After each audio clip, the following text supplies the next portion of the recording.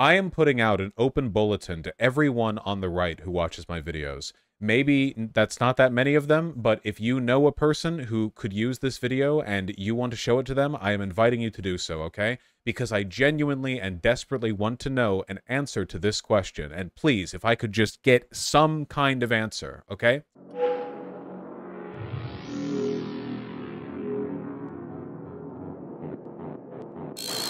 The right wing, and I'm not going to argue why it's right wing, okay? It's constantly doing the, Western civilization, we must defend tradition posting.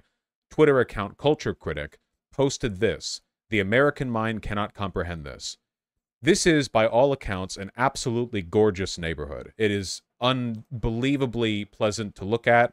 I am delighted just taking in the pixels. I love it.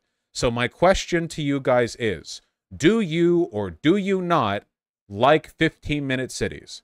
Because whenever you circle jerk about traditionalism or about escaping modernity or talk about like how much you love these ancient German villages or beautiful villas like this, whenever you talk about that, you are describing towns, neighborhoods, and cities which meet the guidelines of a 15-minute city. The whole point of a 15-minute city, the only thing that it means is that everyone who lives in the city is a 15-minute walk away from the basic things that you need.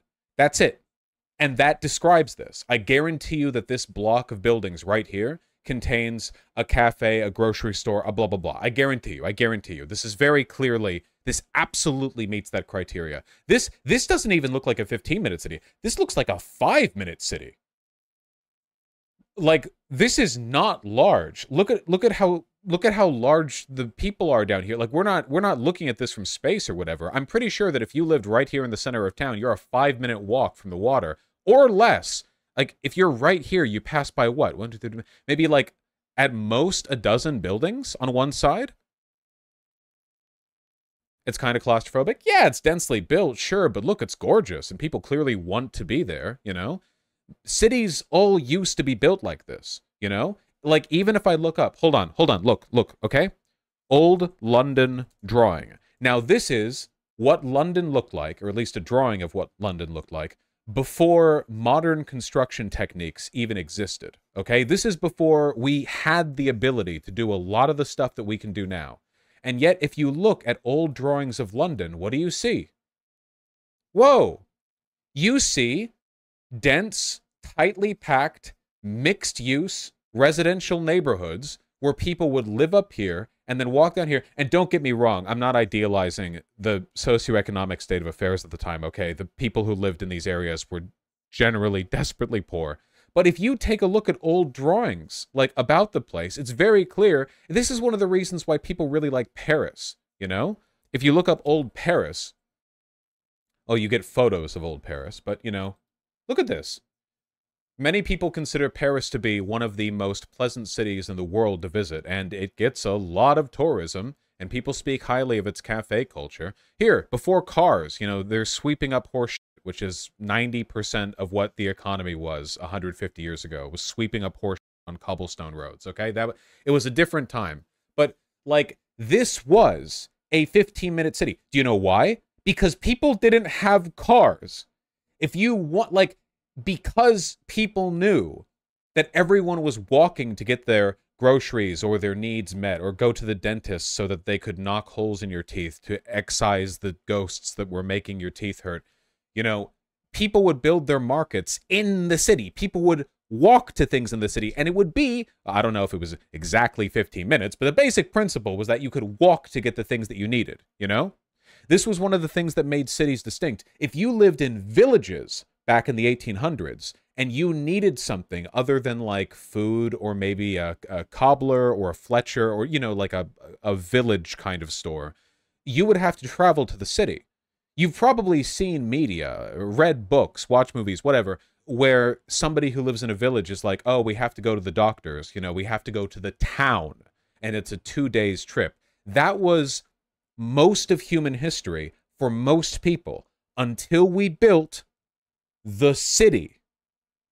And the cool thing about the city was that, unlike the village, it was dense enough that you could meet all human needs within a pretty tight 15 around where you lived.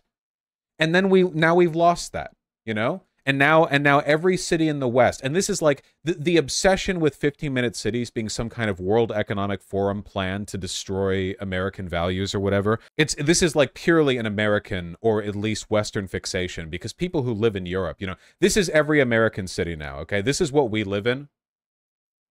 And we think that like any attempt at like maybe having a market right here in this corner gets interpreted by a bunch of right-wingers as like the World Economic Forum Jews trying to destroy American values or whatever. Seriously, they talk about 15-minute cities like it's some kind of City 17 dystopia project, and then Culture Critic will go on Twitter and, oh, that's the wrong photo.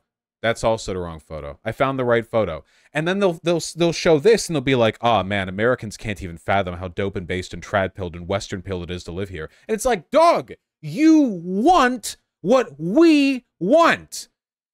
No side of the aisle is genuinely committed to defending urban highway planning, okay? Basically, everyone hates it, especially populists. The difference is that left-wing populists will look at the interurban highway, think, wow, that's terrible, and design solutions, whereas the right-wing populist will look at the interurban highway, think, wow, that's terrible, we must return to tradition, and then screech online about 15-minute cities while posting photos like this.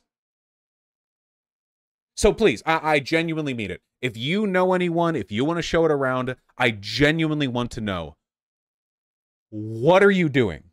Do you want all of America to look like this? This is Houston downtown in the 1970s, by the way. It's better than it. It's better now.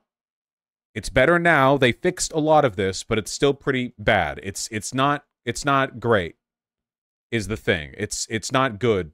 But it's better than this. They fixed a lot of this. So do you want this, which, by the way, I have to say, just to play into the conspiratorial mindset, just a little bit, okay? If I were to think of what model of city planning would be not locally determined, but rather determined by a bunch of shady economic elites who want to promote their own agendas at the expense of the average American, I would think this, and it would be car companies.